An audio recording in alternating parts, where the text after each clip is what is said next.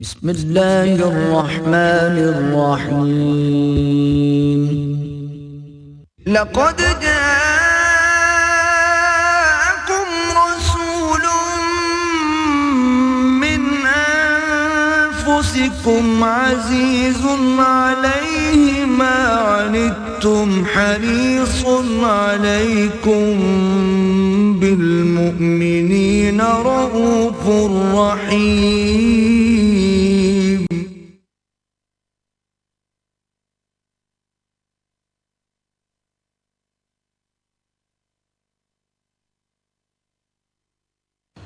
نحمده ونصلي على رسوله الكريم. اما بعد فقد قال الله تبارك وتعالى كما ورد في سورة الحديد: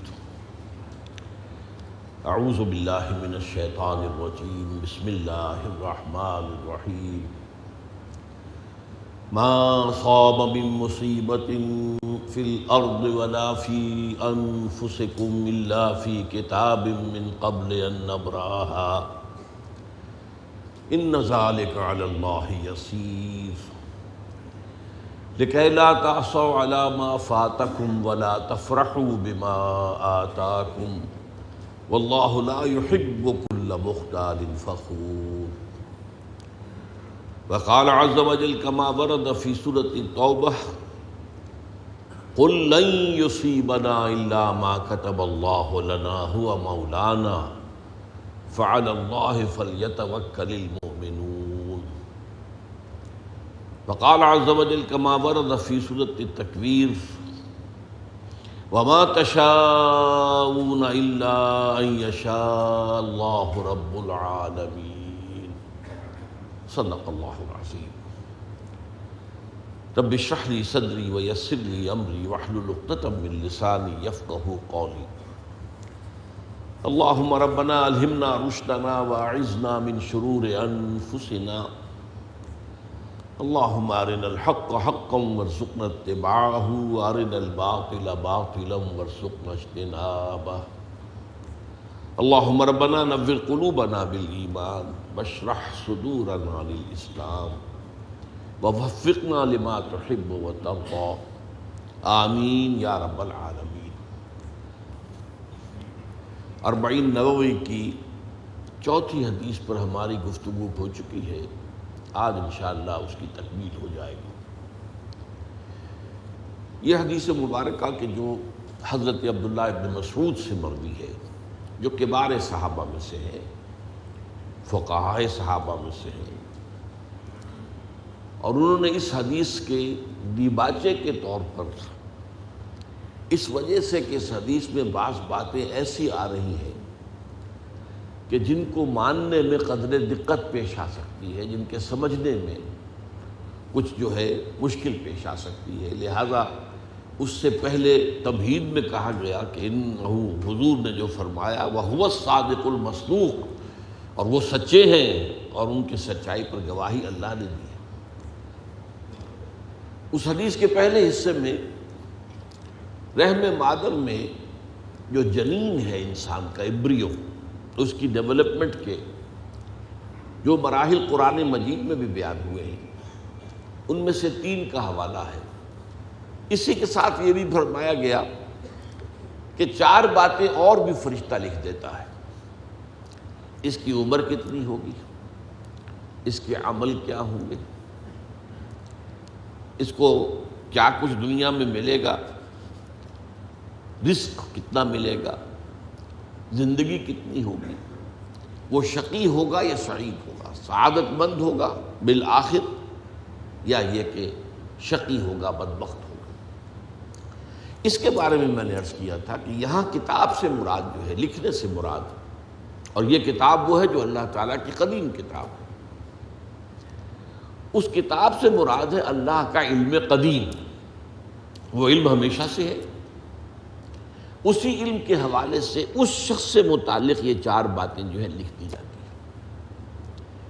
اب اس کو سمجھنا چاہیے. اصل میں جو بات مسئلہ تقدیر کے سمجھنے میں، جو یوں سمجھیے کہ ایک بہت آسان فارمولہ ہے اگر سمجھنا چاہے انسان، اور یہ میں عرض کر چکا ہوں کہ سمجھنا چاہیں گے تو سمجھ جائیں گے، تفصیل میں جائیں گے تو الجھ جائیں گے، اور مناظرہ اور مباحثہ کریں گے تو گمراہ ہو جائیں گے۔ چنانچہ اسی پر میں حدیث آپ کو سنا چکا ہوں کہ ایک مرتبہ حضرت ابو ہریرہ فرماتے ہیں کہ حضور صلی اللہ علیہ وسلم برآمد ہوئے اپنے حجرے سے، اور ہم مسجد کے گوشے میں بیٹھے ہوئے تقدیر کے بارے میں بحث کر رہے تھے، تو آپ شدید ناراض ہوئے، اور اس قدر آپ کا چہرہ مبارک غصے کی وجہ سے سرخ ہو گیا کہ ایسے محسوس ہوا جیسا آپ کے گالوں میں انار کا رس جو ہے وہ ڈال دیا گیا ہے، وہ اس کے اوپر بہا دیا گیا۔ وہ سرخ قندھاری انار، اس کا تصور کیجئے، وہ عام انار نہیں جس کے اندر وہ رنگ نہیں ہوتا۔ پھر آپ نے فرمایا غصے سے، کیا تمہیں اس بات کا حکم دیا گیا؟ کیا مجھے تمہاری طرف اسی کام کے لیے بھیجا گیا کہ اس مسئلے میں تم بحث کرو؟ عزمت علیکم، میں تاکید کر رہا ہوں اس مسئلے میں بحث سے گریز کرو، بحث مت کرو۔ تو یہ مسئلہ اگرچہ اس اعتبار سے بڑا مشکل ہے، اگرچہ سمجھنا چاہیں تو سمجھ سکتے ہیں، لیکن میں ایک اور حدیث بھی آپ کو سنا دوں کہ اس پر ایمان کس قدر لازم ہے۔ یہ ایک تابعی ہے حضرت ابن الدیلمی رحمۃ اللہ علیہ، وہ فرماتے ہیں، طویل حدیث ہے، میں اس کا خلاصہ بیان کر رہا ہوں، کہ میرے دل میں تقدیر کے بارے میں کچھ وسوسے پیدا ہوئے، تو میں نے جو بھی کبار صحابہ اس وقت زندہ تھے، بقید حیات تھے، ان سب سے ملاقات کی۔ ابی ابن کعب رضی اللہ تعالیٰ عنہ، جن کے بارے میں حضور نے فرمایا ہے کہ اقرأہم ابی ابن کعب، میرے صحابہ میں قرآن کا سب سے بڑا عالم ابی ابن کعب۔ ان کے علاوہ عبداللہ ابن مسعود کے پاس بھی میں گیا رضی اللہ تعالیٰ عنہ، جن کی حدیث ہم پڑھ رہے ہیں۔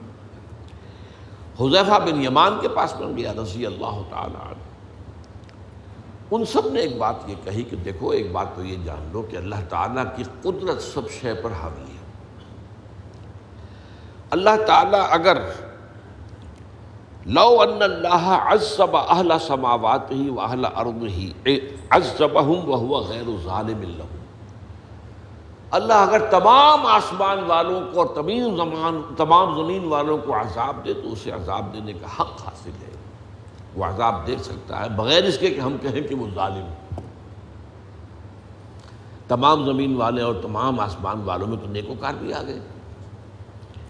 یہ اصل میں ایک بڑا اہم مسئلہ ہے کہ جو ہمارے اور معتزلہ کے درمیان مختلف فی ہے۔ معتزلہ ہی کے انداز میں اہل تشیع کا عقیدہ بھی ہے کہ اللہ پر عدل واجب ہے، اہل سنت کے نزدیک اللہ پر کوئی شے واجب نہیں، اللہ کا اختیار مطلق ہے، جو چاہے کرے۔ چنانچہ وہ ظالم کو معاف کر سکتا ہے جب چاہے، اور وہ کسی اچھے آدمی کو عذاب دے سکتا ہے جب چاہے۔ یغفر لمن یشاء ویعذب من یشاء واللہ علی کل شیء قدیر۔ یہ سورہ بقرہ کی آخری آیت میں ہے کہ نہیں؟ آیات میں سے ہے، لاسٹ بٹ 3 آیت میں۔ تو اس اعتبار سے اللہ کا ایک تو اختیار مطلق ہے۔ پھر میں زید ابن ثابت کے پاس گیا تو انہوں نے یہی بات مرفوعاً بیان کی کہ میں نے خود حضور سے سنی ہے یہ بات۔ باقی 3 صحابہ کے بارے میں تو وہ کہتے ہیں کہ انہوں نے گویا کہ اپنی رائے کا اظہار کیا، اور اگر اللہ تعالیٰ چاہے لو رحمہم، تمام آسمان والوں اور تمام زمین والوں کو بخش دے اور رحم کرے، لکانت رحمتہ خیرا لہم من اعمالہم، تو اس کی رحمت جو ہے وہ یقیناً لوگوں کے اعمال سے بہت بالا ہے، بلند و برتر ہے، تو جو چاہے کرے۔ وہ ابو جہل کو بخش دے، کون اعتراض کر سکے گا؟ اور وہ کسی سے بڑے شخص کو جو ہے وہ عذاب دے، کون اعتراض کر سکتا ہے؟ اس اعتبار سے پھر انہوں نے فرمایا وَلَوْ أَنفَقْتَ مِثْلَ أُحَدٍ ذَهَبًا، اور دیکھو ابن الدیلمی جان لو، اگر تم احد کے پہاڑ کے برابر سونا اللہ کی راہ میں خرچ کرو گے، فی سبیل اللہ، ما قبل اللہ منک حتی یؤمن بالقدر، اللہ تعالیٰ اسے تم سے قبول نہیں کرے گا جب تک کہ تم تقدیر پر ایمان نہیں رکھو۔ اور اس کے بعد فرمایا اعلم، جان لو، انما اصابک لم یکن لیخطئک، جو چیز تم پر واقع ہوتی ہے، کوئی تکلیف آتی ہے، کوئی حادثہ پیش آتا ہے، وہ تم سے ٹلنے والا تھا ہی نہیں۔ مطلب یہ کہ تم سوچو کاش میں یوں نہ کرتا، یوں کر دیتا، اگر یہ ہو جاتا، وہ ہو جاتا تو میں بچ جاتا۔ نہیں، وہ تو آنے والی بات تھی، وہ اللہ کی کتاب، وہ اللہ تعالیٰ کے علم قدیم کے اندر پہلے سے لکھا ہوا تھا، تو موجود ہے، تو وہ تو آنی ہی آنی تھی۔ وَأَنَّمَا أَخْطَأَكَ لَمْ يَكُنْ لِيُصِيبَكَ، اور جو چیز کہ تم سے چھوٹ گئی، جاتی رہی، تمہارے ہاتھ سے نکل گئی، ممکن ہی نہیں تھا کہ وہ تمہیں ملتی، وہ اللہ تعالیٰ کا وہ جو علم قدیم ہے اس کے اندر پہلے سے طے ہے۔ وَلَوْ مِتَّ عَلَىٰ غَيْرِ هَٰذَا لَدَخَلْتَ النَّارَ، اگر دیکھو تم غور سے سن لو، اگر اس عقیدے کے سوا کسی اور پر تمہاری موت واقع ہوئی تو جہنم میں داخل ہو جاؤ۔ تو یہ اس ایمان بالقدر کی اہمیت کا معاملہ۔ اب اس کے لیے جو میں کہہ رہا تھا کہ ایک فارمولہ جو سمجھ میں آ سکتا ہے وہ یہ ہے، انگریزی کی جو اصطلاحات کے حوالے سے پہلے میں واضح کروں گا، وہ ذرا زیادہ واضح ہے۔ ایک ہے پری نالج، کسی چیز کا علم پہلے سے ہونا، ایک ہے پری ڈیسٹینیشن، کسی شے کا پہلے سے طے پا جانا۔ ان دونوں میں گڑبڑ کا نہیں کرنا چاہیے۔ اللہ کا علم قدیم اس کے جبر کو مستلزم نہیں ہے، اس کا علم ہے یہ کہ تم یہ کرو گے، اس کا مطلب یہ نہیں ہے کہ تم اس کے جبر کے تحت کر رہے ہو۔ اس کی ایک سادہ سی مثال میں دیا کرتا ہوں، پھر میں عرض کروں گا، سمجھنا چاہیں تو یہ فارمولہ بہت کافی ہو جائے گا۔ آپ کسی بچے کے سامنے کوئی کھلونا ڈال دیں، آپ کو تقریباً یقین ہے وہ متوجہ ہوگا، اسے اٹھائے گا۔ ہو سکتا ہے بچہ کسی اور دھن میں ہو اس وقت، ادھر اس کی توجہ کسی اور تو وہ نہ اٹھائے گا۔ اگر وہ اٹھا لیتا ہے تو آپ کے مجبور کرنے سے تو اس نے نہیں اٹھایا، اس نے تو اٹھایا ہے اپنے انسٹنکٹ کے تحت کہہ لیں، اپنے ارادے کے تحت کہہ لیں، آپ مجبور تو یہ آپ نے کیا۔ لیکن اللہ تعالیٰ کا جو اندازہ ہوتا ہے، وہ اندازہ قدر کے معنی اندازہ بھی ہے، میں بیان کر چکا ہوں آپ کو۔ اس کا جو علم قدیم ہے وہ غلط ثابت نہیں ہو سکتا۔ ظاہر بات ہے کہ پھر تو اعلیٰ کل شیء علیم وہ ہے ہی نہیں، اس کا علم قدیم جو ہے اس میں کوئی خطا نہیں ہو سکتی۔ یہ ہے در حقیقت پری نالج اور پری ڈیسٹینیشن، دونوں کے اندر فرق کر لیا جائے، یہ جبر نہیں ہے۔ ہاں اللہ تعالیٰ کا علم ہے، اس علم کے مطابق چیز جو ہے وہ لکھ دی گئی ہے، وہ تو ہو کر رہے گی، ہوتی تو ہے، لیکن اس کے کرنے میں یہ نہیں ہے کہ آپ پر کوئی جبر ہے، مجبوری ہے، اور آپ اس جبر کے تحت وہ کام کر رہے ہیں، وہ آپ کو اللہ تعالیٰ نے اختیار دیا ہے۔ اب آج میں آپ کے سامنے رکھنا چاہتا ہوں کہ اس عقیدہ تقدیر کے کیا کیا سبق ہیں اور اس کے کیا ثمرات ہیں، کتنی بڑی بڑی نعمتیں اس میں پوشیدہ ہیں۔ دیکھیے وہی لفظ کتاب آیا سورہ حدید میں، ما اصاب من مصیبت فی الارض ولا فی انفسکم الا فی کتاب من قبل ان نبرأها، نہیں پڑتی تم پر کوئی پڑھنے والی۔ مصیبت کا لفظ ہم عام طور پر اردو میں بولتے ہیں کسی تکلیف دہ شے کے لیے، کوئی واقعہ ایسا جو ہمیں ناگوار گزرے، وہ تکلیف ہے۔ لیکن اصابہ یصیبوں میں اصل اعتبار سے جو بھی کچھ آتا ہے اللہ کی طرف سے آتا ہے، فراخی آئی ہے تو اللہ کی طرف سے ہے، تنگی آئی ہے تو اللہ کی طرف سے۔ لیکن جو شے بھی واقع ہوتی ہے تم پر، ما اصاب من مصیبت فی الارض ولا فی انفسکم، وہ مصیبت جو ہے وہ ایک بڑے وسیع پیمانے پر زمین میں کوئی بڑا سیلاب آ گیا ہو یا کوئی بڑا زلزلہ آ گیا ہو، زمین دھنس گئی ہو کہیں، بہرحال تو کوئی زمین کے اندر کوئی ایسی تکلیف آ جائے، یا تمہاری اپنی جان میں کوئی بیماری لاحق ہو جائے، کوئی اور اس طرح کا حادثہ پیش آ جائے، لیکن یہ کہ الا فی کتاب من قبل ان نبرأها، یہ سب کچھ پہلے سے موجود ایک کتاب میں لکھا ہوا ہے، اس سے پہلے کہ ہم اسے ظاہر کریں۔ ان ذالک علی اللہ یسیر، یہ اللہ تعالیٰ پر بہت آسان ہے۔ تمہیں یہ عجیب لگتا ہے لیکن اللہ تعالیٰ کا علم قدیم ہے، اس علم قدیم کے حوالے سے ظاہر بات ہے کہ اگر اس پر تمہارا ایمان اور یقین ہے تو وہ علم قدیم جو ہے اس کے اعتبار سے، اللہ کے علم قدیم کے اعتبار سے، اس میں تمہیں کوئی شے جو ہے عجیب محسوس نہیں ہونی چاہیے۔ اب اس کا جو نتیجہ نکلتا ہے دیکھیے، لِكَيْ لَا تَعْصَوْا عَلَىٰ مَا فَاتَكُمْ وَلَا تَفْرَحُوا بِمَا آتَاكُمْ، تاکہ تم رنج اور غم نہ کیا کرو اس چیز پر جو تمہارے ہاتھ سے جاتی رہے، اور اترایا نہ کرو اس چیز پر جو اللہ تمہیں دے دے۔ یہ ہے انسان کا معاملہ۔ تکلیف آئی، کوئی مصیبت آ گئی تو مایوس ہو گیا، بددل ہو گیا، افسردہ ہو گیا، فرسٹریشن ہو گئی، اس سے بھی آگے جھنجھلاہٹ ہوئی، کیوں ہوا، کیسے ہوا، نہیں ہونا چاہیے تھا۔ یہ ساری کیفیتیں جو ہے رنج و غم اور محن، اور اسی طریقے سے جھنجھلاہٹ۔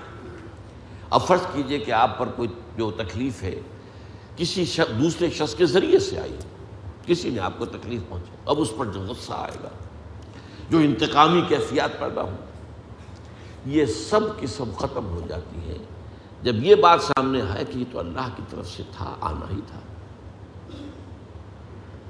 اب یہ غم، غصہ، رنج، محن، جھنجھلاہٹ، فرسٹریشن، سب کا معاملہ ختم ہو۔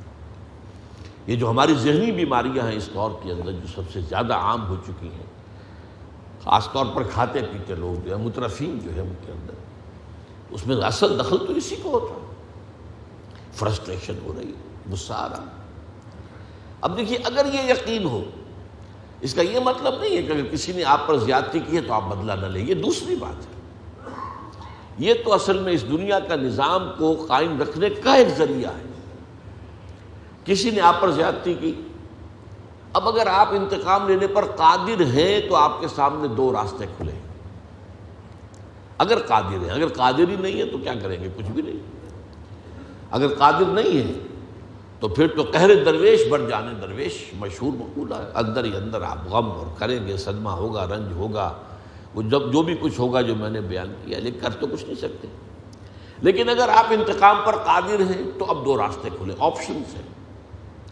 چاہیں تو آپ اسے معاف کر دیں، اور چاہیں تو آپ اس سے بدلہ لے لیں۔ اور دیکھیے، قرآن اتنی فطرت انسانی سے قریب تر اور اتنی متوازن کتاب ہے، ان دونوں کا جواز موجود ہے، بلکہ دونوں کی اپنی اپنی جگہ حکمت ہے۔ ان تعفوا وتصفحوا وتغفروا، اگر تم معاف کر دو، بخش دو، درگزر سے کام لو، تو ایک مقام پر آیا ہے تو یہ تمہارے لیے ذالک خیر لکم، وہ تمہارے لیے بہتر ہے۔ اس سے روحانی ترقی ہوگی کہ آپ کوئی انتقام لے سکتے تھے، آپ نے نہیں لیا، معاف کر دیا، روحانی ترقی۔ لیکن دوسری طرف اس میں ایک اندیشہ ہے کہ اس کو کچھ اور شرارت کرنے کی ہمت اس کی بن جائے گی۔ ایک شخص نے آج آپ کو تھپڑ مارا ہے، جوابی تھپڑ رسید ہو گیا ہے، تو آگے کے لیے ہوش ہو جائے گی، اور نہیں تو پھر ہو سکتا ہے کل کسی اور کو مارے۔ تو یہ قصاص جو ہے، وَلَكُمْ فِي الْقِصَاصِ حَيَاةٌ يَا أُولِي الْأَلْبَابِ، قصاص میں تمہارے لیے زندگی ہے۔ اس لیے کہ نظام جو ہے دنیا کا، وہ قصاص کے بغیر نہیں چلے گا۔ اس قصاصی کا ایک نظام جو ہے نا، جو ہم نے قائم کیا اپنے طور پر، یہ پولیس کس لیے ہے، اور جیلیں کس لیے ہیں، اور پھانسی کے تختے کس لیے ہیں، یہ سب اسی لیے تو ہے کہ اگر یہ نہ ہو تو جو بدماش اور شریر اور غنڈے ہیں، ہم ان کی تو گویا کہ اب یہ دوسری بات ہے کہ ہمارے ہاں کرپشن کی وجہ سے یہ چیزیں اتنی مؤثر نہیں رہی ہیں، لیکن بہرحال نظام تو اسی لیے بنایا گیا نا، ہر دنیا کی ہر جگہ پر یہ نظام موجود ہے۔ تو قصاص اور انتقام دونوں چیزیں جو ہے آپ کے لیے آپشن ہے، لیکن یہ ہے کہ اتنا غصہ اس شخص پر نہیں آئے گا جس نے یہ کام کیا ہے آپ کے ساتھ۔ ذاتی طور پر اس کے خلاف غصہ اس وقت آتا ہے جب آپ یہ سمجھیں اس نے اپنی مرضی سے کیا ہے، نہیں، یہ تو اللہ تعالیٰ کی طرف سے آنا ہی تھا، لیکن بہرحال اس نے کیا ہے تو آپ اس سے انتقام لینے میں حق بجانب ہوں گے، اور انتقام کے اندر جو ہے وہ دنیا کا نظام ہے۔ میں ایک اس کا واقعہ سنایا کرتا ہوں، واقعہ ہے یا کہانی سمجھ لیجیے، کہ ایک شخص درویش جا رہا تھا کہتے ہوئے، جو رب کرے سو ہو، جو رب کرے سو ہو۔ ایک شخص نے اٹھا کے اسے پتھر مارا، سر پر لگ گیا، اس نے پلٹ کر دیکھا. اب اس نے یہ کہا پتھر مارنے والے نے، جو رب کرے سو ہو، مجھے کیا دیکھ رہے ہو؟ تو اس درویش نے کہا کہ مجھے تو پتھر لگا ہے اللہ کے مارنے سے، لیکن میں دیکھ رہا تھا بیچ میں منہ کالا کس کا ہو گیا. تم نے اپنے لیے جو ہے جو بھی کسب کیا ہے، کمائی کی ہے، وہ میں دیکھ رہا ہوں کہ وہ کون ہے کہ جس نے اپنے لیے یہ اللہ کا غصہ، اخلاق کا عذاب کمایا ہے. باقی ہے کہ اللہ چاہتا تو تم لاکھ کوشش کرتے وہ پتھر مجھے نہ لگتا، تمہارا نشانہ خطا ہو جاتا. تو مجھے لگا ہے اللہ کے فیصلے سے، یہ میں مانتا ہوں. لیکن یہ کہ بہرحال درمیان میں کوئی شخص کوئی ذریعہ بن گیا ہے، تو اس کے بارے میں نے آپ سے عرض کیا کہ اس دنیا کے اندر یہ تقدیر جو ہے آپ کو سکون دیتی ہے، اسی طریقے سے خوف سے نجات دلاتی. کوئی چیز پیش نہیں آ سکتی جب تک کہ اللہ کا اذن نہ ہو. چنانچہ سورہ توبہ میں جو میں نے آیت آج آپ کو سنائی کہ انتہائی شدید ناموافق حالات تھے، شدید گرمی کا موسم تھا، جبکہ حضور نے غزوہ تبوک کا ارادہ کیا اور اعلان کر دیا کہ ہم جا رہے ہیں سلطنت روما کے ساتھ ٹکراؤ کے لیے، ورنہ اس سے پہلے کبھی آپ نے اعلان عام نہیں کیا تھا. اور نفیر عام کہ تمام مسلمان چلے. چنانچہ آپ کی حیات دنیاوی کا سب سے بڑا لشکر 30,000 کا لشکر تھا کہ جو آپ کے جلو میں تھا. صورت کیا تھی کہ قحط کا عالم تھا. اب کھجور کی فصل تیار تھی، اور اگر سب لوگ چلے جائیں تو اتارے گا کون فصل؟ اور فصل تو خراب ہو جائے گی، درختوں کے اوپر گل سڑ جائے گی. ظاہر بات ہے کہ یہ عورتوں کے کرنے کا کام تو نہیں، کھجور کے اوپر سے درخت کے اوپر چڑھ کر فصل اتارنا آسان کام تو نہیں. ان حالات میں شدید ترین امتحان ہو گیا صحابہ. اور منافقین نے یہ کہا ہوش کے ناخن لو، کیا ہو گیا ہے تمہیں؟ اس گرمی میں جا رہے ہو اور ہرقل اعظم شہنشاہ روم سے ٹکرانے جا رہے ہو، تمہارا دماغ خراب ہو گیا اس گرمی میں، اور قحط کا عالم اور فصل تیار. تو اس کا جواب دلوایا، قل، اے مسلمانوں تم ان سے کہو، لن یصیبنا الا ما کتب اللہ لنا هو مولانا وعلی اللہ فلیتوکل المؤمنون. کہہ دو ہم پر کوئی شے واقع نہیں ہو سکتی مگر وہی جو ہمارے رب نے ہمارے لیے لکھ دی ہے، اور وہ ہمارا مولا ہے، وہ ہمارا دوست ہے، وہ ہمارا پشت پناہ ہے، وہ ہمارا ولی ہے. وہ جو کرے سر تسلیم خم ہے جو بھی ظالیہ یاد میں آئے. نہ شبد نصیب دشمن کے شبد ہلاکت تیغت، سر دوستاں سلامت نے تو خنجر آزمائی. اللہ کی طرف سے جو آئے وہ ہمارے لیے، ہم اس کو، وہ خوش آئند ہے. چاہے ہمیں ناگوار محسوس ہو وقتی طور پر، جسمانی طور پر، مادی طور پر تکلیف تو ہو تکلیف، لیکن یہ کہ وہ اللہ تعالیٰ کی طرف سے ہے اور ہمارے لیے قابل قبول ہے. اسی کا نام ہے تسلیم و رضا. اللہ کی تقدیر پر راضی رہے، کوئی شکوہ نہ، اللہ سے بھی کوئی شکوہ نہیں اور کسی اور سے بھی شکوہ نہیں. نہ گلہ ہے دوستوں سے، نہ شکایت زمانہ. ہاں جو کچھ آ رہا ہے وہ ہمارے رب کی طرف سے، البتہ جو بھی بیچ میں کوئی ذریعہ بن گیا ہے اس نے اپنے لیے جو بھی کمائی کرنی تھی کر لی. البتہ ہم اگر اس پر انتقام پر قادر ہوں تو وہ بھی لے سکتے ہیں، معاف کرنے پر قادر ہیں، وہ معاف کر سکتے ہیں. یہ کیفیت جو ہے لِكَيْ لَا تَعْصَوْا عَلَىٰ مَا فَاتَكُمْ وَلَا تَفْرَحُوا بِمَا آتَاكُمْ. نہ تو تم رنج اور غم کا مجسمہ بن جاؤ اس پر مصیبتوں پر جو تم پر آئی، اور نہیں اترایا کرو ان چیزوں پر، ان نعمتوں پر جو اللہ تمہیں دے دے. یہ جو کیفیت ہے اسی کا نام ہے نفس مطمئنہ. مطمئن ہو، جیسے چٹان ہے، تیز سے تیز آندھی چل رہی ہے، اس کا کچھ نہیں بگاڑتی، چٹان اپنی جگہ مضبوط ہے. وہ شخص جس کا اللہ پر ایمان اس درجے میں ہے، اللہ کے علم قدیم پر یقین ہے، وہ وہی پوری نالج کی بات میں کر رہا ہوں. اور ابھی میں دوسرا پہلو بیان کروں گا اسی تقدیر کا، کہ ایک تو ہے ما اصاب الانسان، جو کچھ انسان کے اوپر آتا ہے، ما اصاب من مصیبت فی الارض ولا فی انفسکم الا فی کتاب من قبل ان نبرأہ. دوسرا پہلو ہے جو انسان کرتا ہے. یہ جو انسان کرتا ہے اس میں وہ کتنا قادر ہے اور کتنا مجبور ہے، یہ اصل میں وہ تقدیر کی بحث ہے، جبر و قدر کی، جو ہمارے ہاں بڑی چلی ہے متکلمین کے درمیان، لیکن یہ جو ہے حل نہیں ہو سکا معاملہ.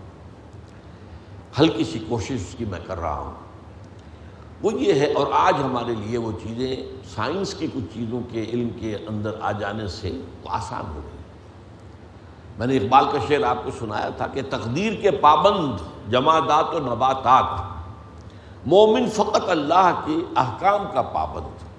ٹھیک ہے، یہ شعر اپنے اصل کے اعتبار سے بندہ مومن کے لیے اصل پابندی اللہ کے احکام ہے، لیکن یہ کہ کوئی اور پابندی نہیں ہے، اس کی نفی صحیح نہیں ہے۔ انسان بہت اعتبارات سے مجبور ہے، اس کا کوئی چوائس نہیں ہے۔ میں اگر ہندوستان میں پیدا ہوا تو میرا چوائس تو نہیں تھا، اللہ مجھے انگلستان میں پیدا کر سکتا تھا۔ مجھے جو شکل و صورت ملی ہے، جو رنگت ملی ہے، اس میں کوئی میرا چوائس تو نہیں تھا، ظاہر بات ہے اللہ تعالیٰ کی طرف سے گیون ہے۔ تو اس معاملے میں جس کو آج جینز کہتے ہیں، جینیٹکس کا علم بہت بہت آگے جا رہا ہے، اور جینیٹک انجینئرنگ جو ہے آپ کو معلوم ہے کہ وہ اپنی انتہاؤں کو چھو رہی ہے۔ تو جو جینز کے اندر ہے، ظاہر بات ہے کہ وہ گیون ہے میرے لیے، میں اس سے باہر تو نہیں نکل سکتا۔ One can not outgrow his skin, جیسے ہم کہتے ہیں کہ آپ اپنی کھلڑی سے باہر تو نہیں آ سکتے۔ فربا ہو جائیں، ہوتے چلے جائیں تو کھال بھی پھیلتی چلی جائے گی، آپ کھال سے باہر تو نہیں نکلیں گے۔ تو یہ جینز، اور نمبر 2، بالکل زندگی کے ابتدائی دور میں ماں کی گود میں اور گھر کے ابتدائی ماحول میں جو اثرات مترتب ہوتے ہیں نفسیاتی طور پر، یہ مستقل ہوتے ہیں۔ ان دونوں کو ضرب دے دیجئے تو جینیٹک جو بھی آپ کی وراثت اور جو ماحول کے اثرات ہیں، اس سے ایک شاکلہ وجود میں آتا ہے۔ یہ لفظ میں نے پچھلی مرتبہ بھی آپ کو سمجھایا تھا، شکل دینے والی شے، شاکلہ۔ اور یہ ہمارے مستری لوگ استعمال کرتے ہیں اس کو، پیٹرن۔ آپ کو کوئی دھات ڈھال کر کوئی شے بنانی ہے، پہلے اس کا سانچہ بنائیں گے، سانچے سے اندر سے دھات جو ہے ادھر ادھر تو نہیں جائے گی، اس سانچے کے مطابق ڈھل جائے گی۔ یہ شاکلہ، ہمارے مستری کہتے ہیں پیٹرن بناؤ پہلے، وہ اصل میں پیٹرن جو انگریزی کا لفظ ہے اس کی جو ہے وہ بگڑی ہوئی شکل ہے۔ لیکن اس شاکلہ کا مطلب ہمارے جدید جو ہیں ماہرین نفسیات، ان میں سے میکڈوگل کو بہت بڑا دھوکہ لگا ہے۔ وہ کہتا ہے انسانی شخصیت پوری کی پوری صرف اسی پر مبنی ہے، نو فری چوائس۔ یہ دکھاوا ہے کہ میں یہ خود کر رہا ہوں، کہاں کر رہا؟ تمہارے جینز میں تھا اس لیے کر رہے، تمہاری ابتدائی تعلیم اور تربیت کے اندر تھا اس لیے کر رہے، تم سمجھ رہے ہو میں کر رہا ہوں۔ لیکن قرآن اس کی نفی کرتا ہے۔ اس پیٹرن کے ہوتے ہوئے بھی اس کے اندر انسان کو ایک اختیار ملتا ہے، اما شاکرم و اما کفورا، یہ چانس تمہارا ہے، اس کے اندر رہتے ہیں۔ اگرچہ اس سے باہر نہیں نکل سکتے، لیکن اس کے اندر رہتے ہوئے مجبور بحث نہیں ہو۔ اس جو اندر ہمارے شاکلہ کے اندر رہتے ہوئے جو ہمارا چانس ہے، اسے قرآن وسع کہتا ہے، وسع۔ لا یکلف اللہ نفسا الا وسعہا، کتنی مرتبہ یہ بات آئی ہے قرآن مجید۔ اب وسع کس کی کتنی ہے، کس کا شاکلہ کیسا ہے، کس کو جینز کیسے ملے تھے، کس کے ماحول جو ہے کچھ کیسا میسر آیا تھا، یہ ساری چیزیں اللہ کے علم میں ہے۔ اس کے حساب سے اللہ تعالیٰ محاسبہ کرے گا۔ یہ اندھے کی لاٹھی نہیں ہوگی کہ بس ایک پیمانے کے اوپر سب کچھ جانچے، نہیں۔ ایک شخص میں قدرت زیادہ تھی، اس نے کم کیا، وہ فیل ہو جائے گا۔ ایک شخص میں قدرت بہت کم تھی، اس نے کچھ کر دیا، اس پہلے سے کم کیا ہے، وہ کامیاب ہو جائے گا، قدرت ہی کم تھی۔ اس کے شاکلہ میں، اس کے اس معاملے کے اندر اس سے زیادہ کی وسعت تھی ہی نہیں۔ اس وسعت کے اندر جو کچھ اس نے کیا پورا اتر گیا، وہ کامیاب ہو جائے گا۔ لہذا یہ جو قرآن مجید میں میزان عمل کا معاملہ ہے، اس میں آپ نے نوٹ کیا گیا ہو کہ 2 پلڑوں کا ذکر نہیں ہے۔ اما من خفت موازینہ و اما من ثقلت موازینہ، 2 الفاظ آتے ہیں۔ یہ ازرق ایک ہی، یوں سمجھیے جیسے کہ ایک وہ ہوتی ہے ترازو جو ہے سپرنگ بیلنس، اس میں 2 پلڑے تو نہیں ہوتے، اس میں آپ نے نیچے کوئی لٹکا دی، معلوم ہوا یہ اتنا وزن ہے، یہ اتنا وزن ہے، یہ اتنا وزن ہے۔ تو وہاں کیا ہوگا؟ اس کے شاکلہ کے اعتبار سے اس کا عمل کم رہ گیا، اما خفت موازینہ، اور اس کے شاکلہ کے اعتبار سے اس نے تقاضا پورا کر دیا تو اما من ثقلت موازینہ۔ اس کے حوالے سے اللہ تعالیٰ کے ہاں لا یکلف اللہ نفسا الا وسعها، اللہ تعالیٰ کسی بھی ذی نفس کو جو اس کا جو محاسبہ کرے گا مکلف نہیں ٹھہرائے گا مگر اس کی وسع کے مطابق۔ اب یہ جو تقدیر کا معاملہ ہے، جیسا کہ میں نے عرض کیا، اس میں خوف ختم ہو گیا۔ کیا کرے گا کوئی؟ میرا کچھ نہیں بگاڑ سکتا سوائے اس کے کہ جو اللہ تعالیٰ کے علم میں ہے، اور جو اللہ کے علم میں وہ ٹل نہیں سکتا، اور اللہ میرا مالک، آقا، دوست، اللہ میری مصلحتوں سے مجھ سے زیادہ واقف ہے۔ میں تو اپنی، جس کو ہم شارٹ سائٹڈنس کہتے ہیں، اپنی نگاہ کی محدودیت کی وجہ سے کسی چیز کو اچھا سمجھ لیتا ہوں، کسی چیز کو برا سمجھ لیتا ہوں، حالانکہ اصل کے اعتبار سے وہ جو اچھی سمجھ رہا ہوں وہ میرے لیے بری ہے، اور جسے میں برا سمجھ رہا ہوں وہ میرے لیے اچھی ہے۔ عسیٰ ان تحبوا شیئا وہو شر لکم وعسیٰ ان تکرہوا شیئا وہو خیر لکم۔ ہو سکتا ہے کہ تم کسی چیز کو پسند کرو حالانکہ وہ تمہارے لیے بہتر نہ ہو، شر ہو، اور ہو سکتا ہے تم کسی چیز کو اپنے لیے جو ہے نقصان دہ سمجھو اور بری سمجھو حالانکہ اسی میں تمہارا خیر ہو۔ واللہ یعلم وانتم لا تعلمون، اللہ جانتا ہے تم نہیں جانتے۔ اب یہ وہ چیز ہے جس سے ایک تو یہ کہ خوف ختم، ایک توکل پیدا ہوتا، میں کر بھی کچھ نہیں سکتا۔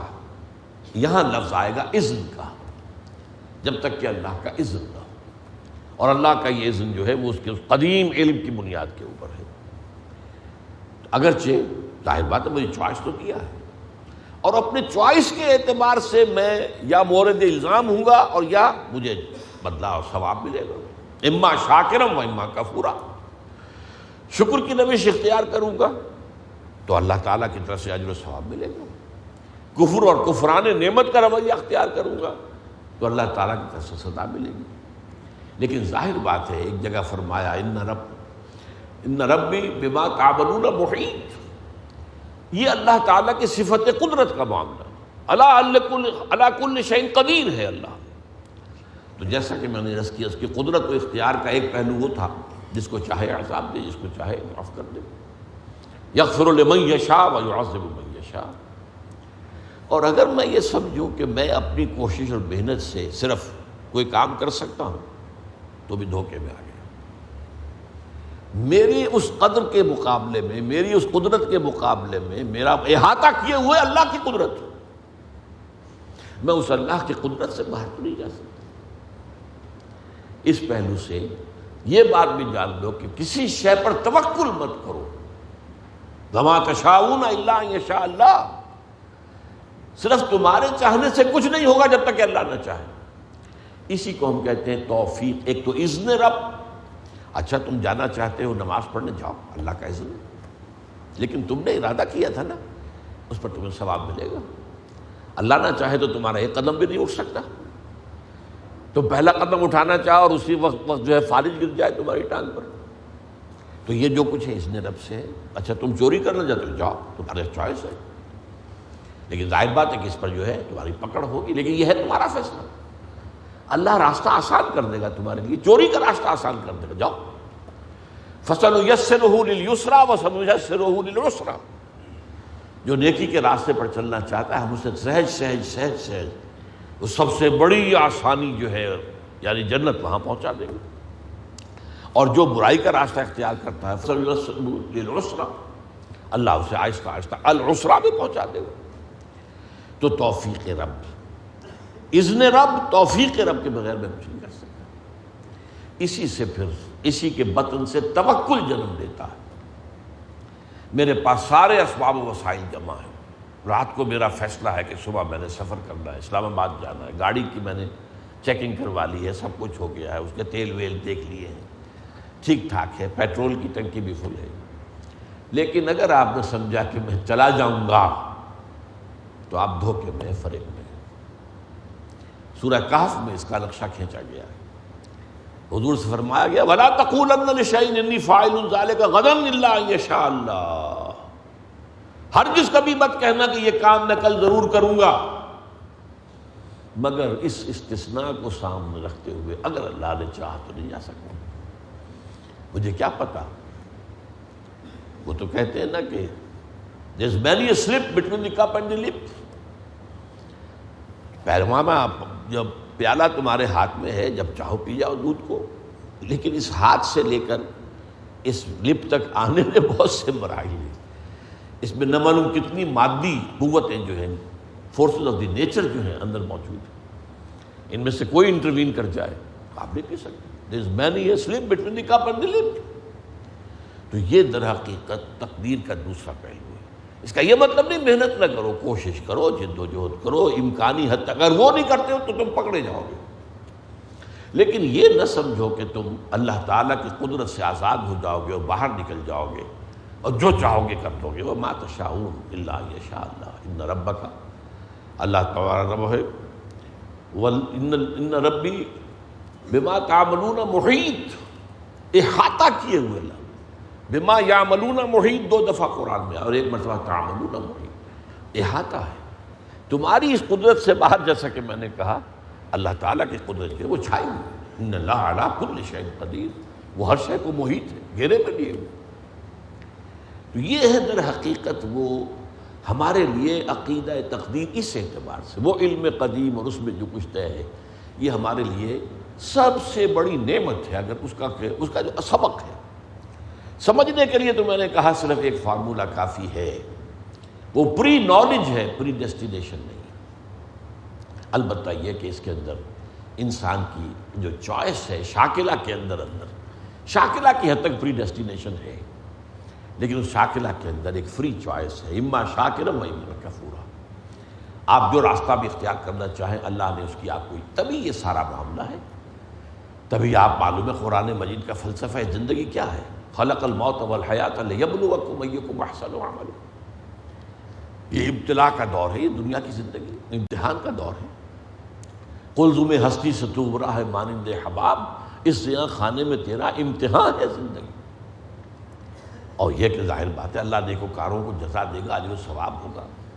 اس نے اخروی زندگی میں اس دنیا کے اعمال کے نتائج کا سامان کر رکھا ہے، جس کو کہتے ہیں اللہ تعالیٰ نے اعد لہم نارا سعیرا، یا ایسے ہی الفاظ ہیں، تیار کر رکھی ہے وہ بھڑکتی ہوئی آگ بھی، اور اللہ تعالیٰ نے جنت بھی تیار کی ہوئی ہے، سجائی ہوئی ہے، اور اہل ایمان کے استقبال کے لیے بے قرار ہے. اس اعتبار سے یہ عقیدہ ہمارے لیے جو ہے یہ بہت سی چیزوں سے، اس کو بڑے پیارے انداز میں اقبال نے کہا ہے، برو کشید ز پیچا کے ہست و بود مرا، عقدہا کے مقام رضا کشود مرا. یہ اللہ کی رضا پر راضی رہنا، اس نے مجھے کیسی کیسی الجھنوں سے نجات دے دی. وہ پیچ و تاب، وہ فرسٹریشن، وہ اندر ہی اندر کا غصہ، وہ اندر ہی اندر صدمہ، وہ مایوسی، وہ بددلی، نجات مل گئی. وہ خوف، یہ نہ ہو جائے، وہ نہ ہو جائے. کچھ بھی نہیں ہو سکتا، پتہ تک نہیں ہلے گا جب تک اس نے رب نہ ہو. اور میرا رب جو ہے وہ ہر شے پر قدیر ہے، اور میرے رب نے جو بات جو میرے لیے لکھتی ہے وہ جو آئے گی تو مجھے اس کے اوپر کوئی رنج نہیں، کوئی افسوس نہیں، جو بھی آئے. نشان مرد مومن باتوں گویم جو مرگ آئے تبسم بر لبی اس. اب اس کا جو آخری سبق ہے وہ میں اور بتانا چاہتا ہوں. وہ جو کہا گیا کہ ہو سکتا ہے تم میں سے کوئی شخص نیکی کے اعمال کرتا رہے یہاں تک کہ اس کے اور جنت کے درمیان ایک ہاتھ کا فاصلہ رہ جائے، تو پھر وہ کتاب، وہ لکھا ہوا جو تھا وہ غالب آ جاتا ہے اور وہ جہنمیوں کے سے اعمال کرتا ہے اور جہنم میں چلا جاتا ہے. اس کی توجیہ کیا ہے؟ ہو سکتا ہے ایک شخص نے اپنے اوپر ایک مصنوعی لبادہ اوڑھا ہوا ہے، نیکوکاری، اندر اس کی اصل سرشت کچھ اور ہے. وَمِنَ النَّاسِ مَن يُعْجِبُكَ قَوْلُهُ فِي الْحَيَاةِ الدُّنْيَا. بہت سے لوگ ہیں جن کی باتیں تمہیں بڑی اچھی لگتی ہیں، بڑی چکنی چپڑی باتیں کرتے ہیں یا بڑے اچھے کرتے ہیں، لیکن ان کا اندر کا کردار جو وہ اللہ کو معلوم. وَهُوَ أَلَدُّ الْخِصَامِ. وہ تو نہایت جھگڑالو اور حق کا مخالف ہے شدید. اذا تولى فی الارض سعی فی خرابها، وہ تخریب کرتا دنیا کے اندر، لیکن اوپر جو ہے لبادہ نیکی کا ہے. لیکن ایک وقت آتا ہے کہ وہ لبادہ اتر جاتا ہے، وہ اندھا ہو، وہ جو ہے ننگا ہو جاتا ہے، اور اس کی اصل جو ہے وہ شخصیت، اندرونی شخصیت، وہ جو ہے سامنے آ جاتی ہے.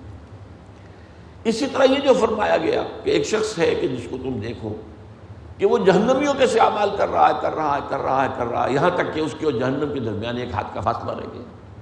پھر اچانک وہ نیکی کے کام کرتا ہے اور جنت میں داخل ہو جاتا ہے۔ اب اس کی توجہ کیا ہے؟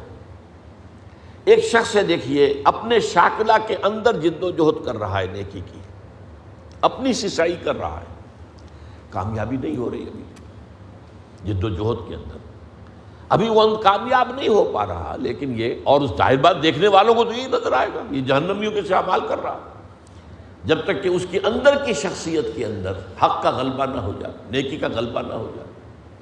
تو یہ جد و جہد جو ہے، اندرونی کشمکش جو ہے ہمارے اندر بھی ہوتی ہے، ہر شخص کے اندر، آپ کو معلوم ہے اس کا قلب بھی ہے، اس کی روح بھی ہے، اس کا ضمیر بھی ہے، کانشنس بھی ہے، اور اس کا نفس امارہ بھی ہے، اڈ بھی ہے، لیبیڈو بھی ہے، اور حیوانی جو ہے انسٹنکٹس بھی، ان میں کشمکش تو جاری رہتی ہے۔ تو ایک شخص جو ہے اس کشمکش میں ہے، لیکن ایک وقت میں آ کر موت سے کچھ پہلے وہ کامیاب ہو جاتا ہے اپنی اس کشمکش کے اندر، اور وہ ٹھیک راستے پر آ جاتا ہے۔ تو یہ جو ہے خواتین کا جو ہے معاملہ جو ہے وہ تو ہوتا ہے، پھر جو اعمال جس پر کہ خاتمہ ہوگا فیصلہ اس کے اعتبار سے ہوگا۔ اس میں ایک اور مسئلہ بھی ہے، چنانچہ وہ حدیث موجود ہے، عن ابی خزانۃ عن ابی ہے، قال قلت یا رسول اللہ ارأیت رقا نسترقیها ودواء نتداوى بها وتقاة نتقیها هل ترد من قدر اللہ شیئا؟ اے اللہ کے نبی صلی اللہ علیہ وسلم یہ بتائیے کہ ہم کوئی بیماری پر جھاڑ پھونک کراتے ہیں، اس وقت تک شاید اس کی ممانعت نہ ہوئی ہو، یا کوئی دوا کرتے ہیں، یا یہ کہ ہم کسی شے کے شر سے بچنے کی کوشش کرتے ہیں، تو کیا اس سے اللہ کی تقدیر میں کوئی فرق واقع ہو جائے گا؟ اب دیکھیے جواب، قال ہی من قدر اللہ، یہ ساری چیزیں بھی اللہ کی اس قدر میں شامل ہیں، وہ اللہ کے علم میں ہے کہ یہ شخص جو ہے بیمار ہوگا تو پھر یہ علاج کرے گا اور شفا ہوگی، یہ اللہ کے علم ہے۔ تو تم اللہ کے اس علم کے اس کتاب جو ہے قدیم علم، اس سے باہر نہیں نکل سکتے، یہ سب بھی اس تقدیر کا حصہ ہے۔ اقول قولی ھذا واستغفر اللہ لی ولکم ولسائر المسلمین والمسلمات۔